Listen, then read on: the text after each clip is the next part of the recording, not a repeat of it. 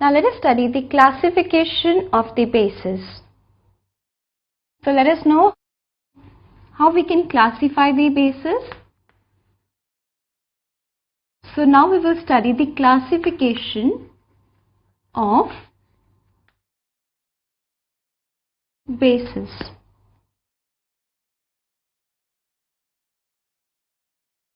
We can actually classify the bases on three ways. First, by seeing their strength, second on the basis of the concentration, and third on the basis of the acidity. So let us know how we can classify the bases. So we have bases and we can classify these bases on three ways.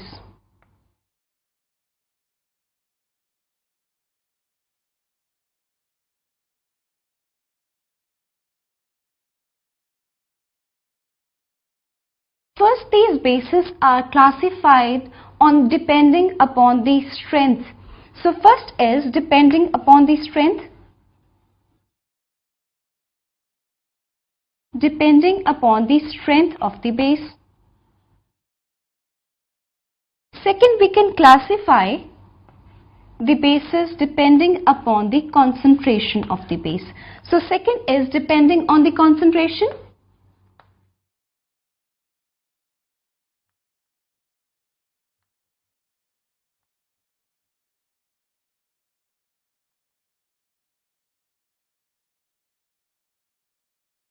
Depending upon the concentration of the base.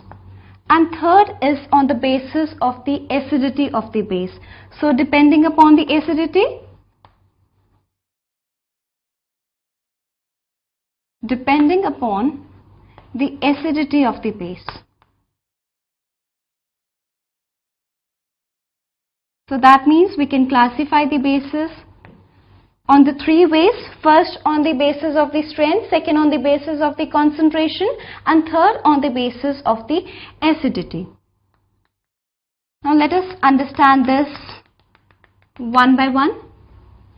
First, students, is on the basis of the strength. When we see on the basis of the strength, the bases are of actually two types. Strong bases and weak bases. So depending upon the strength, we have two types of bases. First are strong bases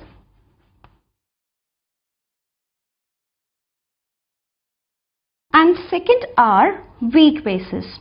Now let us know what are strong bases and what are weak bases.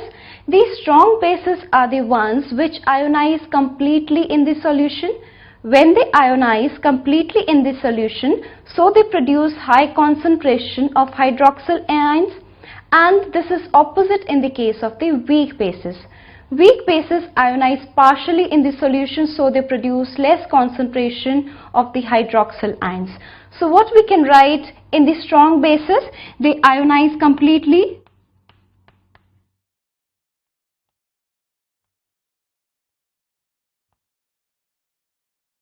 Ionize completely in solution,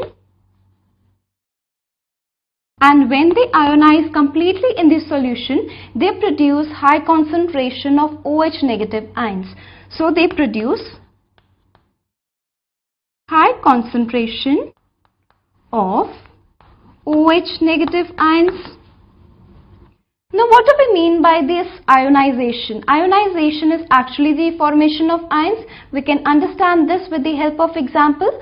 So we have a base which is a strong base, and that is sodium hydroxide. When the sodium hydroxide is present in the aqueous state, it ionizes completely to produce Na positive ions and hydroxyl ions. So let us know what happens on its dissociation in water. So it dissociates to give you sodium positive ions in the aqueous state plus OH negative ions in the aqueous state. So we can see that it ionizes completely to give you hydroxyl ions in the aqueous state, and this single-headed arrow shows the complete ionization. So this is the example of a strong base. Now what about the weak bases? So second type of bases depending upon the strength are weak bases, and these weak bases are just opposite of the strong bases. As strong bases ionizes completely in the solution, they ionize partially in the solution. So what we can write? Ionize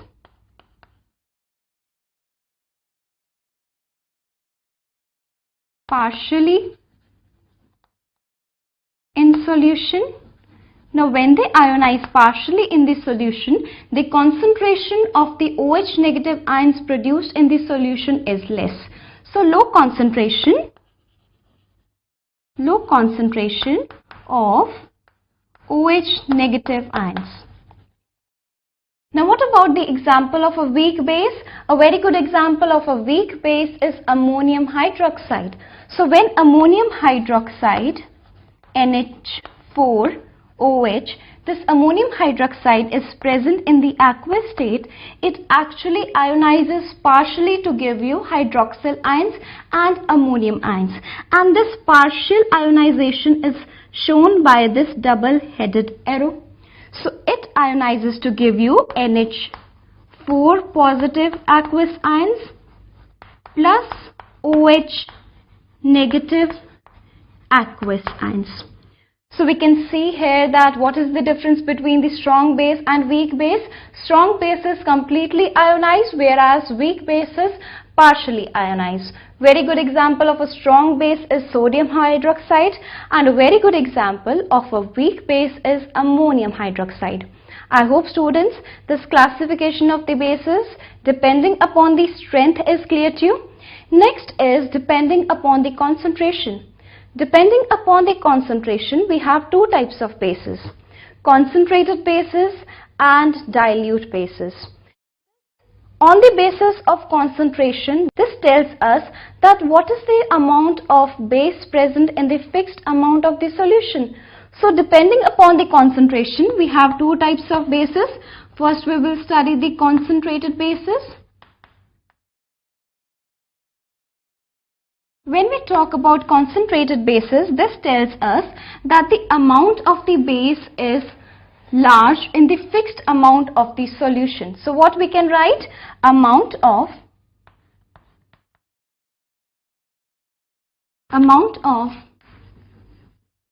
base is large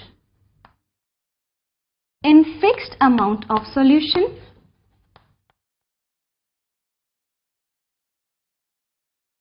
Fixed amount of solution. And students, these concentrated bases should not be confused with the strong bases.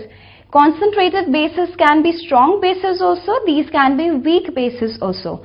This depending upon the concentration, it is just depending that what is the amount of the base present in the fixed amount of the solution. So under this category we have concentrated bases, and the second type are dilute bases.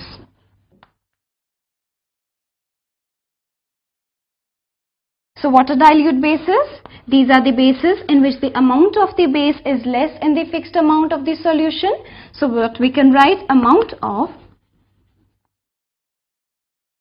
base is less in fixed amount of solution.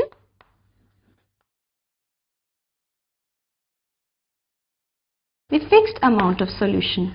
So in this category of classification, we just have to see the amount of the base. If the amount of the base is large, then we have concentrated bases, and if it is less, then we have dilute bases. Now what about the classification of the bases depending upon the acidity? First of all, we must be familiar with what is acidity. Acidity is actually the number of hydroxyl ions produced in the solution by one molecule of the base.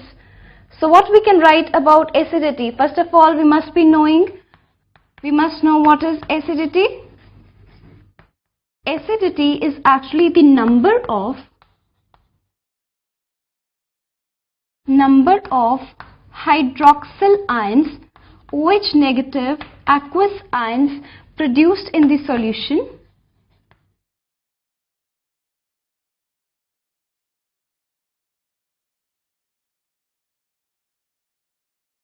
from one molecule of the base.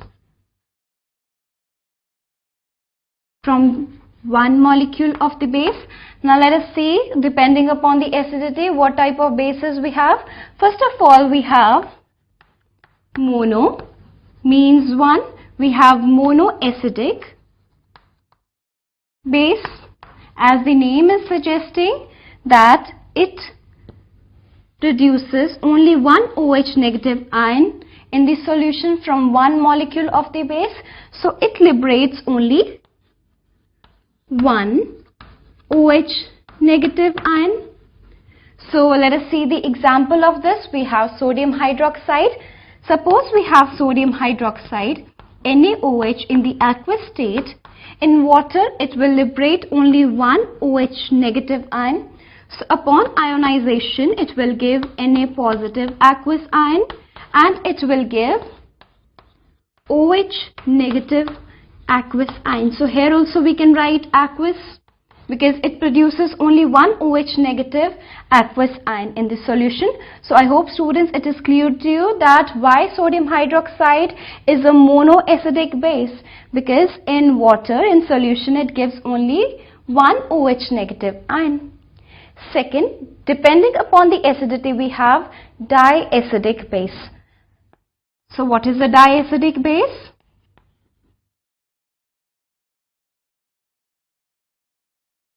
As the name is suggesting, di means two. So this base liberates two OH negative aqueous ions. Let us see the example. This liberates one OH negative ion. This liberates two OH negative ions. We have a very good example which is of magnesium hydroxide. Magnesium hydroxide in the aqueous state, it gives you magnesium 2 positive ion, 2 positive aqueous ion, plus it gives you 2 hydroxyl ions. So what we can write? 2 OH negative aqueous ions, and this definitely tells us as it is liberating 2 OH negative ions from one molecule of the base, it is categorized under the diacidic base. Now next we have triacidic base also.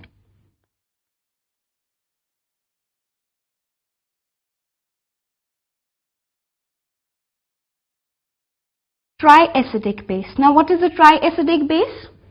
When the base is not soluble in water, in that way we decide its acidity seeing the number of hydroxyl ions present in the one molecule of the base. So under this category, the triacidic bases we have are like ferric hydroxide, FeOH whole thrice. Here you can see in this formula there are 3 hydroxyl ions. Next example can be aluminium hydroxide, AlOH whole thrice. So I hope students this classification of the bases is clear to you.